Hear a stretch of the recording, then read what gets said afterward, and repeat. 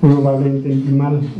La experiencia con agua directamente en los proyectos es más que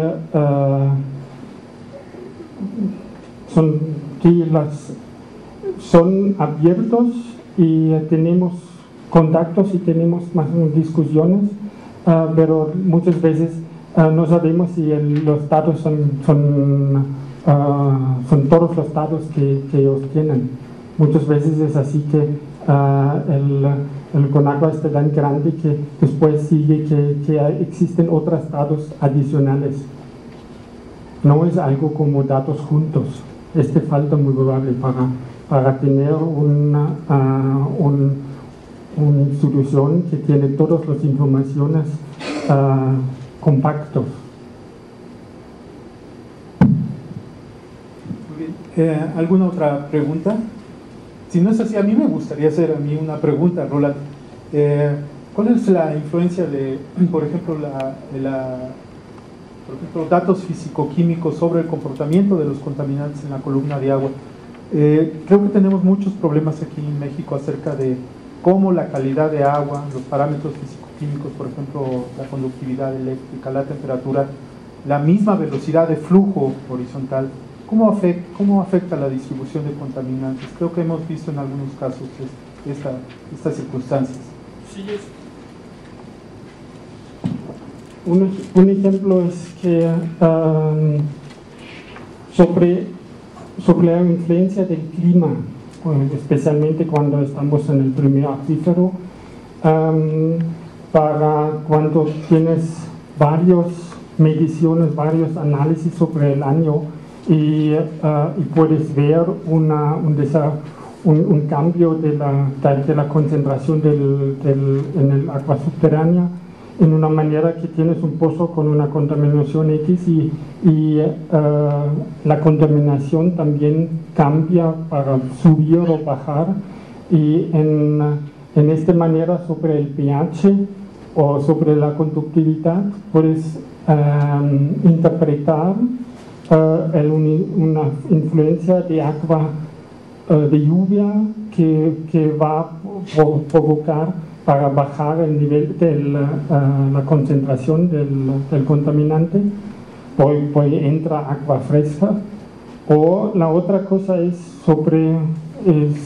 para hacer un log en un pozo, por ejemplo, para hacer un log de pH y de temperatura, puedes ver diferentes influencias de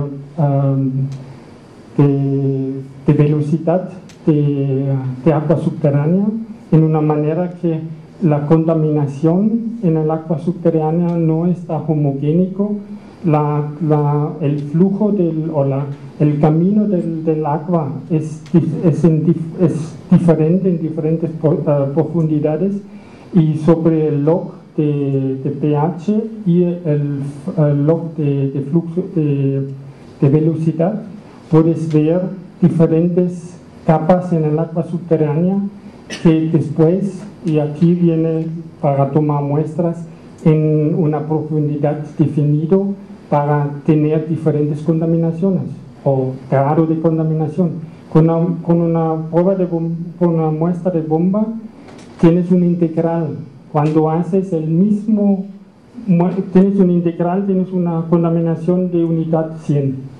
Pero cuando haces un log sobre las diferentes profundidades, vas a encontrar una parte que la contaminación está concentrada por una unidad de 200, y en la otra profundidad abajo no tienes una contaminación, y también puedes encontrar sobre los logs de pH y de conductividad.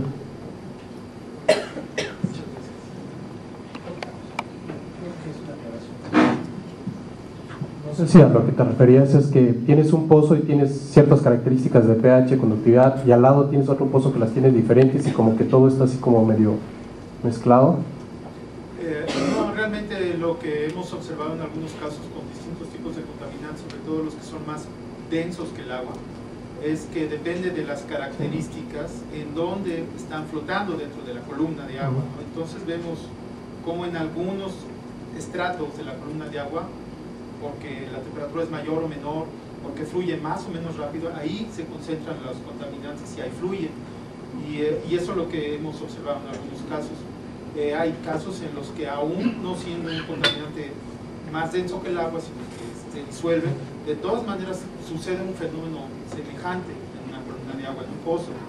Y esto parecería como lo mencionaste, ¿no? Hay como canales, hay como áreas de flujo más rápido, hay áreas de flujo más lento y de distinta concentración. Lo que pasa es que también lo que llega a pasar es cuando no tienes, o sea, era lo que comentaba desde el principio, por lo general lo que construimos aquí son pozos completos que atraviesan varios acuitardos o unidades acuíferas. Entonces a veces uno atraviesa 3, a veces uno atraviesa 2, a veces uno atraviesa 1, entonces las calidades de agua son diferentes. De hecho uno puede tener un flujo ascendente, en otro puedes tener flujos y te va cambiando la calidad de agua de un lado al otro. Sí, por eso lo que comentaba el ingeniero Granados hoy en la mañana es muy muy importante. Este levantamiento técnico para saber la historia geológica o la hidrología, lo que sepamos de un sitio es muy importante para no cometer esos errores. Nosotros hemos cometido errores de esa naturaleza que nos han costado mucho dinero y sabemos que no tenemos la información. Ya, construimos un pozo sin saber realmente dónde construirlo, cometemos un error, captamos agua de dos distintos niveles y entonces es totalmente falsa la información, ¿no? O no es suficientemente buena. Entonces, sí, por eso este levantamiento técnico que ya se ha venido repitiendo en distintas presentaciones es importante, ¿no? Porque nos permite, por ejemplo, saber este tipo de cosas, ¿no? ¿Dónde están los pisos del acuífero? Y aquí en México, tú lo sabes, aquí tenemos acuíferos muy profundos con distintos pisos, ¿no? El muy somero, usualmente, como en la Ciudad de México, el uno más profundo. Entonces necesitamos estas informaciones, ¿no? Que son realmente levantamientos. Pero la pregunta iba para allá, ¿no? Sí. Ahí, creo que el contenido de sal en la columna de agua influye, ¿no? Sí, sobre y también que tienes intercambios entre los acuíferos. Tienes una contaminación arriba en el primero y perforas hasta el segundo en una manera el nivel del freático es así. Sin hacer nada, la contaminación viene sobre el primer acuífero a través del pozo en el segundo acuífero. Y yo pienso que el error más grave que puedes hacer es para instalar un pozo sobre dos acuíferos. Aquí es muy importante para hacer dos pozos, uno en el primer acuífero y el segundo en el segundo acuífero. Si no hay más preguntas, creo que terminamos el día de hoy muy bien, a tiempo, un poco antes. Entonces, yo les agradecería mucho la atención del día